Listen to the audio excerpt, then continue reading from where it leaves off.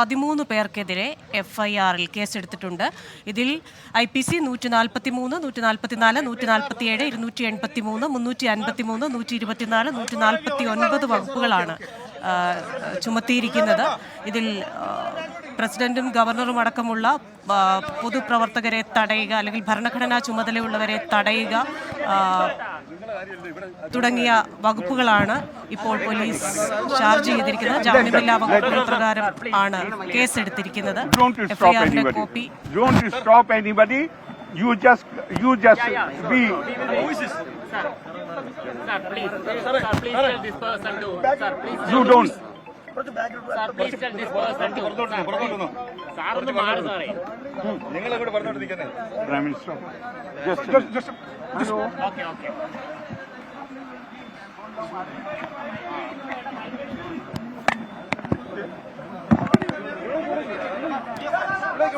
13 SFI പ്രവർത്തകർക്കെതിരെയാണ് FIR എടുത്തിരിക്കുന്നത്. ഈ FIRൽ ചുമത്തിയിരിക്കുന്ന വകുപ്പുകൾ IPC 143, 144, 147, 283, 353, 124, 149 എന്നീ വകുപ്പുകളാണ് ചുമത്തിയിരിക്കുന്നത്. സംഭവം നടന്ന് 1.5 മണിക്കൂറിനുള്ളിൽ തന്നെ FIR ഇടുകയും ആ FIRന്റെ കോപ്പി ഗവർണറെ കാണിക്കുകയും ചെയ്തു. FIRന്റെ ഉള്ളടക്കമായി രണ്ട് സൈഡിൽ നിന്ന് മൈക്ക് പിടിക്കേ.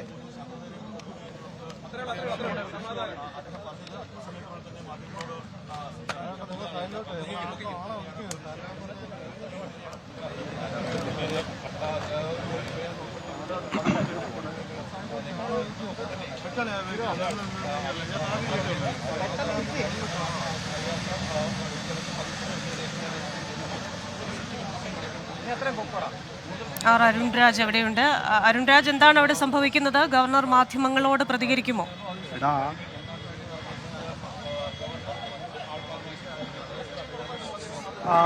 ക്രിസ്ത്യന ഉറപ്പായും മാധ്യമങ്ങളോട് അദ്ദേഹം സംസാരിക്കും. അദ്ദേഹത്തിന് ഈ ഉന്നത ഉദ്യോഗസ്ഥരടക്കം അദ്ദേഹവുമായി ഫോണിൽ സംസാരിച്ചുകൊണ്ടിരിക്കുകയാണ്.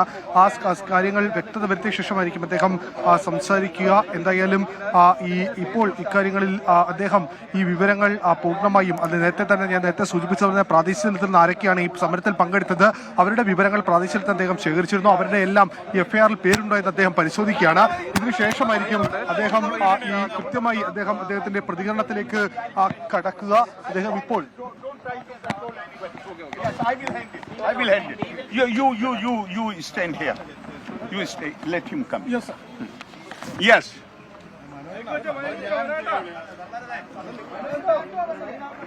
स्वामी जी का क्या नाम है? स्वामी जी का जहाँ हम जा रहे थे, स्वामी I was. Please keep silence.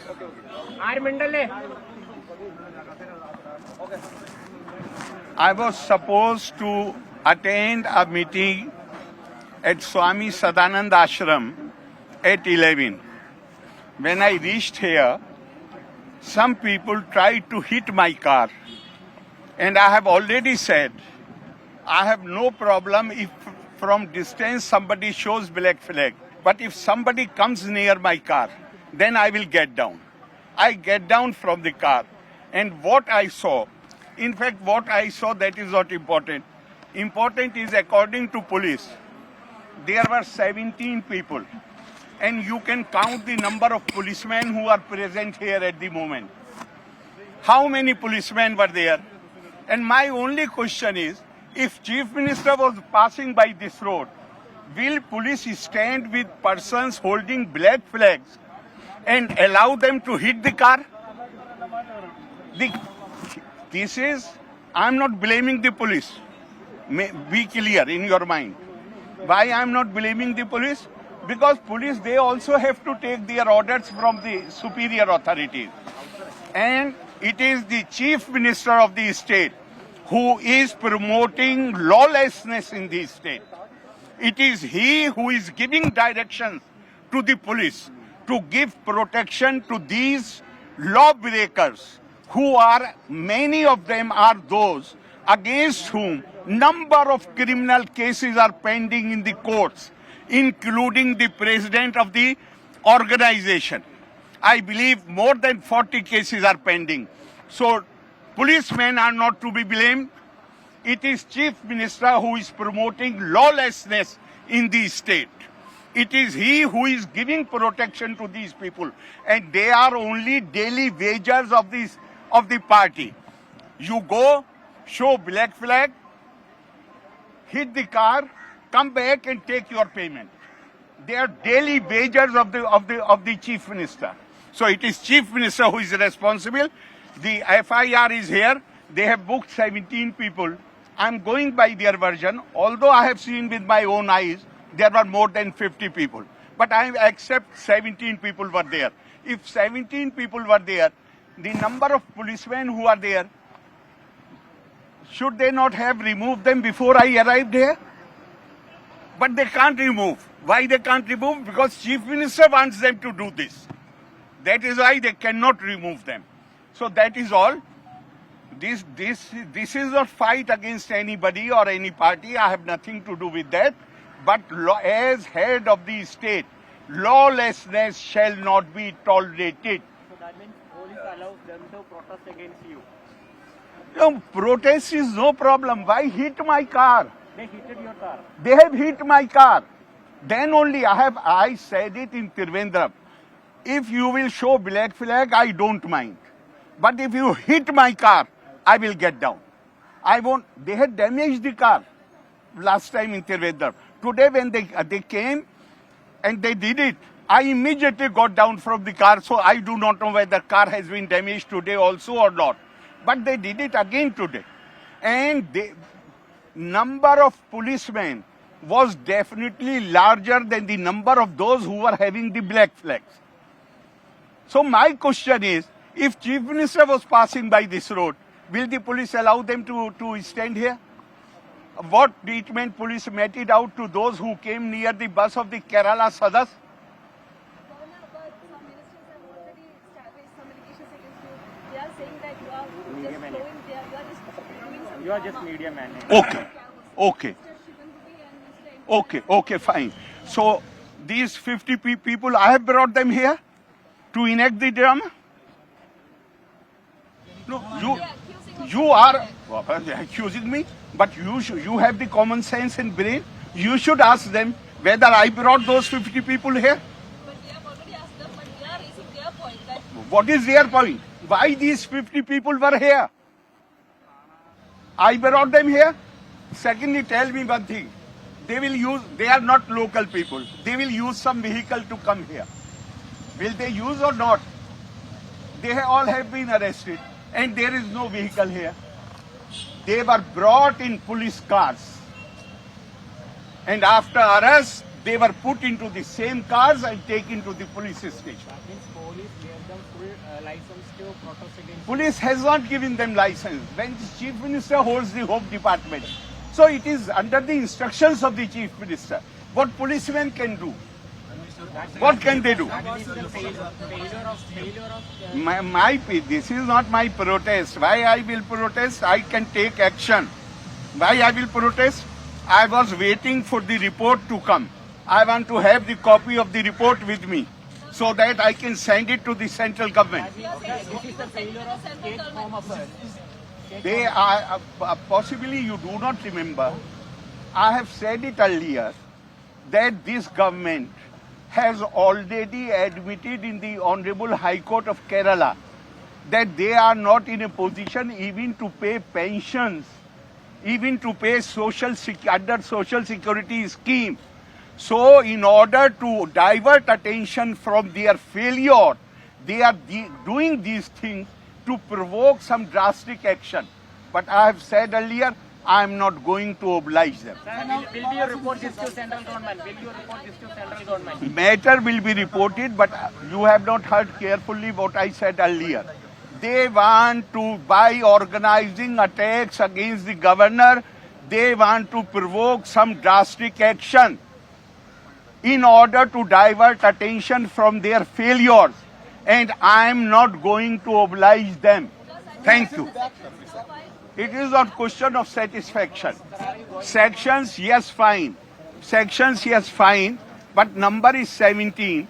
Then it raises the question, why 17 people with so many policemen? Why they were not? Because Chief Minister instructions are there. Therefore, they can't act against them. After your 1 minute speech in Niyama Sabha, many ministers are saying that you are facing lot of health issues. That's why you ended your speech in 1 minute. Well, they have. Everybody is entitled to their opinion, and now you can look at me. Sir, are you going back or going to the program? No, I'm going to the program. Now program is over, but I will at least offer flowers on the Samadhi of the Swamiji. Yes, നിലമേലിലെ പ്രതിഷേധം അദ്ദേഹം governor അവസാനിപ്പിക്കുകയാണ്. സംഭവ സ്ഥലത്തു നിന്ന് അദ്ദേഹം മടങ്ങുന്നു. പോലീസിനെ അല്ല ഗവർണർ പഴിക്കുന്നത്, മുഖ്യമന്ത്രിയാണ് ഇതിനെല്ലാം പിന്നിൽ. മുഖ്യമന്ത്രിയുടെ നിർദ്ദേശപ്രകാരമാണ് പ്രതിഷേധക്കാർ എത്തിയത്, കാറിന് നേരെ ആക്രമിക്കാൻ വന്നത്. ആ പ്രതിഷേധക്കാരെ പോലീസ് സംരക്ഷിക്കാൻ ബാധ്യസ്ഥരായിരുന്നു. പോലീസിന് മേൽ കർശന നിർദ്ദേശമുണ്ട്, പോലീസിനോട് പരാതിയില്ല. ആഭ്യന്തര വകുപ്പ് കൈയാളുന്ന മുഖ്യമന്ത്രിയുടെ നിർദ്ദേശപ്രകാരമാണ് തനിക്കെതിരെ ഇത്തരത്തിലുള്ള പ്രതിഷേധങ്ങൾ നടക്കുന്നതെന്നാണ് ഗവർണർ ആവർത്തിക്കുന്നത്. മുഖ്യമന്ത്രി ഈ വഴി കടന്നു പോകുമ്പോൾ ഇങ്ങനെ പ്രതിഷേധക്കാർ വന്നാൽ എന്തായിരിക്കും പോലീസിൻ്റെ നിലപാട്? തൻ്റെ കാര്യത്തിൽ എന്തുകൊണ്ട് പോലീസിന് അയഞ്ഞ സമീപനം എന്നാണ് ഗവർണർ ചോദിക്കുന്നത്. അതിന് മറുപടിയായി ഗവർണർ തന്നെ പറയുന്നത് മുഖ്യമന്ത്രിയുടെ നിർദ്ദേശപ്രകാരമാണ് ഇവിടെ ഈ SFIയുടെ പ്രവർത്തകർ പ്രതിഷേധിക്കുന്നത് എന്നാണ്. ഏതാണ്ട് 1 മണിക്കൂറിലധികം നീണ്ട വഴിയരിയിൽ ഒരു കസേരയിട്ടിരുന്ന് ഉള്ള പ്രതിഷേധം ഗവർണർ അവസാനിപ്പിച്ചു. 17 പേർക്കെതിരെ കേസെടുത്തു. ജാമ്യമില്ലാ വകുപ്പ് പ്രകാരമാണ് കേസെടുത്തത്. FIRന്റെ പകർപ്പ് ഗവർണർക്ക് പോലീസ് കൈമാറി. അതിലെ വകുപ്പുകളിൽ ഏറെക്കുറെ സംതൃപ്തനാണെന്നാണ് ഗവർണർ അറിയിച്ചത്. അത് കണ്ട് ബോധ്യപ്പെട്ട ശേഷമാണ് ഗവർണർ ഇപ്പോൾ സംഭവ സ്ഥലത്ത് നിലമേലിൽ നിന്നും പരിപാടി നടക്കുന്ന, ഗവർണർ നേരത്തെ എത്തേണ്ട പരിപാടിയിലേക്ക് പോകുന്നത്. അവിടെ പരിപാടി കഴിഞ്ഞിട്ടുണ്ടാകാം, പക്ഷേ എങ്കിലും അവിടെ എത്തി ചടങ്ങിൽ പങ്കെടുക്കുമെന്നാണ് ഗവർണർ അറിയിച്ചത്. നേരത്തെ ഗവർണർ DGPയുമായി വളരെ പരുഷമായി സംസാരിച്ചിരുന്നു. സമരം പ്രതിഷേധം അവസാനിപ്പിക്കണം എന്നും മടങ്ങണം എന്നും നടപടിയെടുക്കുമെന്നും DGP ഉറപ്പ് നൽകിയെങ്കിലും ഗവർണർ അത് കേൾക്കാൻ കൂട്ടാക്കിയില്ല.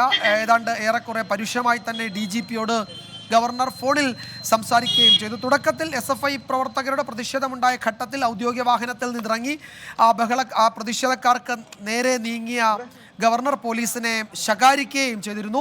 അതിനുശേഷമാണ് വഴിയരികിൽ ഒരു കടയുടെ സമീപത്ത് ഒരു കസേരയിട്ട് ഗവർണർ അവിടെ ഇരുന്നത്. പ്രതിഷേധം അവസാനിപ്പിക്കണമെന്ന പോലീസിൻ്റെ തുടർച്ചയായ അഭ്യർത്ഥന ഗവർണർ നിരാകരിക്കുകയും ചെയ്തു. അതിനിടയിൽ BJP സംസ്ഥാന അധ്യക്ഷനും കേന്ദ്രമന്ത്രി V മുരളീധരനും ഇതിൽ സർക്കാർ തീക്കളിക്ക് മുതിരുകയാണെന്ന വിമർശനവുമായി രംഗത്തെത്തി. ഗവർണറെ വിമർശിച്ച് മന്ത്രി V ശിവൻകുട്ടിയും അതിനിടയിൽ രംഗത്ത് വന്നിരുന്നു. ഇപ്പോൾ അവിടെ നിന്ന് ഗവർണർ മടങ്ങുകയാണ്. അരുൺ രാജ് വിവരങ്ങൾ നൽകും നിലമേലിൽ നിന്ന്. അരുൺ, ഗവർണർ ഏതാണ്ട് അവിടെ നിന്ന് പ്രതിഷേധമൊക്കെ അവസാനിപ്പിച്ച് മടങ്ങുന്നു. FIRന്റെ പകർപ്പ് കണ്ടു. ജാമ്യമില്ലാ വകുപ്പ് പ്രകാരം കേസെടുത്തു. അത് ഗവർണർക്ക് തൃപ്തിയുണ്ട് എന്നാണ് അദ്ദേഹത്തിൻ്റെ വാക്കുകളിൽ നിന്ന് വ്യക്തമാക്കുന്നത്. പക്ഷേ മുഖ്യമന്ത്രിക്കെതിരെ വലിയ വിമർശനമാണല്ലോ ഗവർണർ ഇന്നും ഉന്നയിച്ചത്. എങ്ങനെയാണ് ഈ പ്രശ്നപരിഹാരത്തിലേക്ക് സാഹചര്യം ഒരുങ്ങിയത്? അറസ്റ്റിലായത് എത്ര പേരാണിപ്പോൾ?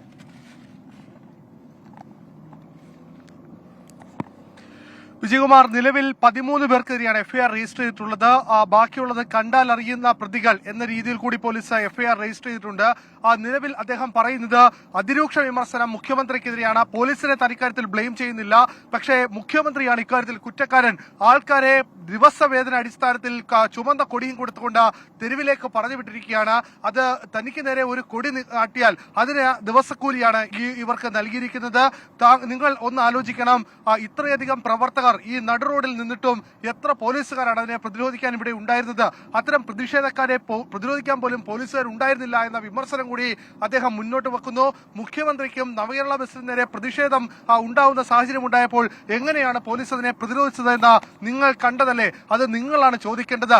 താൻ ഷോയ്ക്ക് വേണ്ടിയല്ല ഇവിടെ ഇരുന്നത്. തനിക്ക് FIRന്റെ പകർപ്പ് കിട്ടാൻ വേണ്ടിയാണ്. തനിക്ക് ഈ FIRന്റെ പകർപ്പ് കേന്ദ്ര ഗവൺമെന്റിന് താൻ ഇത് ഫോർവേഡ് ചെയ്യും. തനിക്കെതിരെ ഉണ്ടായ സുരക്ഷാ വീഴ്ചയായി ഇത് താൻ റിപ്പോർട്ട് ചെയ്യും എന്നുള്ള കാര്യം കൂടി അദ്ദേഹം വ്യക്തമാക്കുന്നു. FIRന്റെ പകർപ്പ് ഇരുന്നെടുത്ത, അതായത് നിലമേലിലെ താൻ പ്രതിഷേധിച്ച സ്ഥലത്ത് കിട്ടിയ ശേഷമാണ് ഗവർണർ അവിടെ നിന്ന് എഴുന്നേൽക്കാനും ഈ പ്രാദേശിക തലത്തിൽ നിന്നുള്ള പ്രതിഷേധക്കാർ ഉണ്ട് എന്ന് മനസ്സിലാക്കിയ ശേഷമാണ് ഗവർണർ അവിടെ നിന്ന് ഈ പ്രതിഷേധക്കാരുടെ വിവരങ്ങൾ പോലീസിന് ഗവർണർ കൈമാറുന്ന സാഹചര്യം പോലും ഉണ്ടായി. കാരണം അത്രത്തോളം ഗവർണർ ഈ വിഷയത്തിൽ ഒരു കടുത്ത സമീപനത്തിലേക്ക് പോയി എന്നുള്ളതാണ് യാഥാർത്ഥ്യം. മറ്റൊന്ന്, ഇനി എവിടെയെങ്കിലും പ്രതിഷേധം ഉണ്ടായാൽ അത് തന്റെ വാഹനത്തിന് നേരെയാണ് ഈ പ്രതിഷേധം വരുന്നതെങ്കിൽ സ്വാഭാവികമായും താനത് അവിടെ ഇറങ്ങും എന്നുള്ളതാണ്. ഇപ്പോഴും തന്റെ വാഹനത്തിന്റെ ചില്ലിന് നേരെ ഈ പ്രതിഷേധക്കാർ പാഞ്ഞെടുത്തു എന്ന വിമർശനം കൂടി ഗവർണർ മുന്നോട്ട് വെക്കുന്നുണ്ട്. അങ്ങനെ ഈ പ്രതിഷേധം കൂടുതൽ കടുത്തതോടുകൂടിയാണ് താൻ ഇത്തരത്തിൽ മുന്നോട്ട് വന്നത് എന്നതാണ് ഗവർണറുടെ ഭാഗത്തുനിന്നുണ്ടായ ഒരു സമീപനം. മറ്റൊന്ന്, ഗവർണർ പറയുന്നത് തനിക്ക് യാതൊരു ആരോഗ്യ പ്രശ്നങ്ങളുമില്ല, നിങ്ങൾ എന്നെ കണ്ടതല്ലേ, ഇന്ന് ഇത്രയും നേരം ഞാൻ ഇവിടെ ഇരുന്നില്ലേ, പിന്നെ എന്ത് പ്രശ്നത്തിന്റെ അടിസ്ഥാനത്തിലാണ് 1 മിനിറ്റ് കൊണ്ട് താൻ പ്രസംഗം അവസാനിപ്പിച്ചത്, ആരോഗ്യ പ്രശ്നം കൊണ്ടല്ല എന്നുള്ള കാര്യം കൂടി ഗവർണർ ഇന്ന് വ്യക്തമാക്കുന്ന സാഹചര്യമുണ്ടായി. അങ്ങനെ ഈ താൻ സർക്കാരുമായി തനിക്കുള്ള അതൃപ്തി, ഈ പ്രതിഷേധങ്ങളിൽ തനിക്കുള്ള അതൃപ്തി അത് കൃത്യമായി ഗവർണർ വെളിവാക്കുന്ന സാഹചര്യമാണ് ഇന്നുണ്ടായത്. മറ്റൊന്ന്, SFIക്കെതിരെ ഗവർണർ പറഞ്ഞ ഏറ്റവും പ്രധാനപ്പെട്ട വാചകം ഈ പ്രസ്ഥാനത്തിന്റെ അല്ലെങ്കിൽ SFI എന്ന് പറയുന്ന ഈ പ്രതിഷേധിക്കാമെന്ന സംഘടനയുടെ തലപ്പത്തിരിക്കുന്നവർക്ക് എത്ര കേസുണ്ട് എന്ന് നിങ്ങളൊന്ന് പരിശോധിച്ചാൽ മതി. 14 കേസിലകം 14 കേസിൽ കൂടുതൽ ഇവർക്കെതിരെ ഉണ്ട്. ആ കാര്യങ്ങളൊന്നും തന്നെ മറന്നുപോകരുത്. അത്തരമൊരു സംഘടനയാണ് തനിക്കെതിരെ പ്രതിഷേധവുമായി മുന്നോട്ട് വരുന്നത്. അങ്ങനെ SFIക്കെതിരെയും സർക്കാരിനെതിരെയും അതിരൂക്ഷ വിമർശനം ഗവർണറുടെ ഭാഗത്തുനിന്ന് ഉണ്ടാകുന്നു എന്നുള്ളതാണ്. മുഖ്യമന്ത്രിയെ കണക്കറ്റ് വിമർശിക്കുകയും ചെയ്യുന്നുണ്ട് ഇന്ന് ഈ സംഭവത്തിന് പിന്നാലെ ഗവർണർ. കാരണം മുഖ്യമന്ത്രിയാണ് ഇതിന് പിന്നിൽ. ആദ്യം ഗവർണർ മാധ്യമങ്ങളോട് സംസാരിക്കാൻ വന്ന സമയത്ത് അദ്ദേഹത്തിന് ഒരു ഫോൺ കോൾ വന്നു. അത് പ്രൈം മിനിസ്റ്റർ ആണോ എന്ന ചോദ്യത്തോടെ അദ്ദേഹം ആ ഫോൺ കോളുമായി പുറത്തേക്ക് മാധ്യമപ്രവർത്തകരോടൊക്കെ ഇടയിലൂടെ പോകുന്നത് കണ്ട് അതിനു മുമ്പ് പ്രധാനമന്ത്രിയുടെ ഓഫീസിലേക്ക് വിളിക്കണം എന്ന് അദ്ദേഹം പേഴ്സണൽ സ്റ്റാഫിന് നിർദ്ദേശം നൽകുന്നു നമ്മൾ കേട്ടു.